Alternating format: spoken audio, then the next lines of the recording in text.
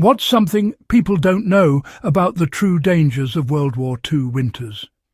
If you want more untold stories from history, make sure to subscribe, like and share so you never miss a chilling secret from the past. In World War II, the battlefield's loudest threats were obvious. Gunfire, engines, bombs. But the deadliest adversary was often silent, the cold. Winter's grip claimed countless lives before a shot was even fired. For soldiers on the Eastern Front or in the Ardennes, the cold was a daily enemy. Not just discomfort, but a physical danger. Frostbite and hypothermia struck relentlessly, disabling men and draining life with chilling efficiency. Many perished not from bullets, but from losing the fight against freezing air. The cold shaped every aspect of the war, tactics, morale, even logistics. Dry socks or a blanket could be as vital as ammunition. Soldiers fought for warmth as fiercely as for territory. Understanding this silent war is key to grasping the true resilience demanded by the conflict. It was a battle for survival against nature's most indifferent force. The story of winter in WWII is, at its core, a story of endurance. Soldiers relied on simple canvas tents, lightweight, quick to set up, and fine for mild weather. But in winter, these tents became death traps. Canvas offered no real insulation. Inside was nearly as cold as outside. The material stiffened and tore in the frost, and any warmth quickly vanished. Snow weighed down the fabric, collapsing tents and pressing icy dampness onto exhausted men. Wind and blizzards found every gap, turning tents into sieves for snow and cold. Dampness soaked everything, setting the stage for frostbite and hypothermia. Waking to find your blanket frozen to the wall was common and demoralizing. The standard tent, so useful in summer, became a symbol of vulnerability in winter. To survive, soldiers had to innovate beyond what they were issued. The cold forced them to rethink shelter from the ground up. Faced with deadly cold, soldiers adapted, using the world around them as raw material. They built solid frames from trees, debris or salvaged wood, transforming flimsy tents into sturdy shelters.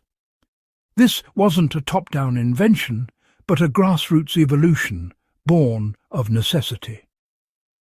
The frame was the breakthrough, a rigid skeleton that could support weight and resist wind. Soldiers became architects, shaping their environment for survival.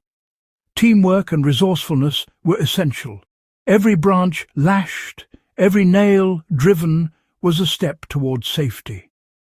These frames allowed for real walls and roofs, not just draped canvas. Building them was exhausting, but the motivation was survival itself. Each shelter was a testament to hope and ingenuity.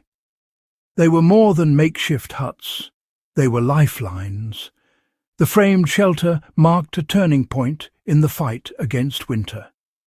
It was the foundation for true protection from the elements. With a solid frame, the tent canvas became an outer skin, waterproof, but now supported by wood. The frame bore the snow's weight, preventing collapse and allowing for a steeper, snow-shedding roof. An air gap between canvas and living space provided crucial insulation. Soldiers lined the inside with pine boughs, straw, blankets, anything to trap warmth. Double flap entrances minimized heat loss. Most importantly, the sturdy structure allowed for a small stove, often improvised from fuel cans. A stove meant warmth, dry clothes, and hot food, essentials for survival. The framed shelter was a complete system, strong, insulated, wind-resistant and heat-safe. It turned a vulnerable tent into a life-sustaining fortress. For many, it was the difference between life and death. Insulation is vital, but rigidity is just as crucial. A well-insulated tent is useless if it collapses under snow or wind. Standard tents sagged and failed under heavy snow, often burying occupants. The rigid frame distributed weight, keeping the shelter intact and safe. Wind, too, was a relentless enemy. Flimsy tents became sails, easily torn away. A solid frame anchored the shelter, creating calm inside, even as storms raged. This stability brought psychological relief, rest was possible, and morale improved. A sturdy shelter was a rare pocket of order in chaos. The sense of safety was as important as physical warmth.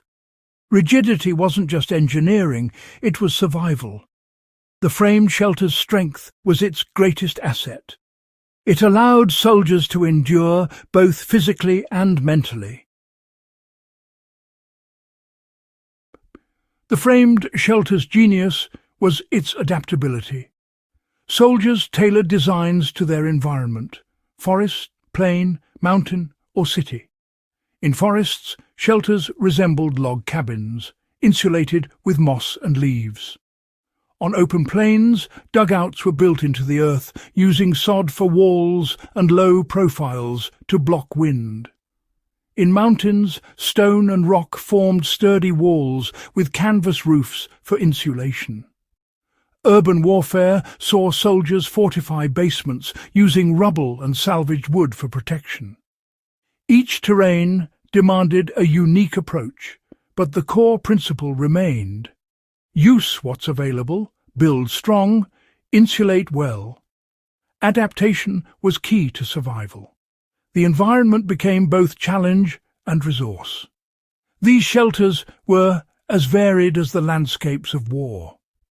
Flexibility made the difference between exposure and endurance. The wartime innovations didn't disappear. They became the foundation of modern survival skills. Today's bushcraft and military manuals teach the same principles: build a rigid frame, insulate, waterproof. The classic A-frame or debris hut is a direct descendant of WWII shelters. Modern survivalists use the same logic: structure first, then layers of insulation, then a waterproof cover. The 5 C's of survivability — cutting tool, combustion, cover, container, cordage — were all present in those improvised shelters. Soldiers learned these lessons the hard way. Now they're standard practice. Details like small entrances and raised sleeping platforms come straight from wartime experience. The legacy is practical, proven, and enduring. Survival today is safer thanks to the hard-won knowledge of the past. The front lines became a classroom for generations to come. The story of improvised winter shelters is more than history. It's a lesson in resilience and adaptation. The deadliest threats aren't always obvious. The cold demanded ingenuity and perseverance. The key lesson: adapt. Use your environment and understand principles, not just gear. Soldiers succeeded by mastering structure, insulation, and waterproofing with whatever was at hand. These shelters reveal the daily reality of war: cooperation, creativity, and the will to survive. They connect us to the human side of conflict, beyond numbers and maps. The transformation of a flimsy tent into a fortress is a powerful metaphor for human ingenuity. Even in the harshest conditions, people can adapt and endure. These lessons matter far beyond war. They're about facing adversity and building sanctuary against any storm. The silent enemy taught us how to survive and how to prevail.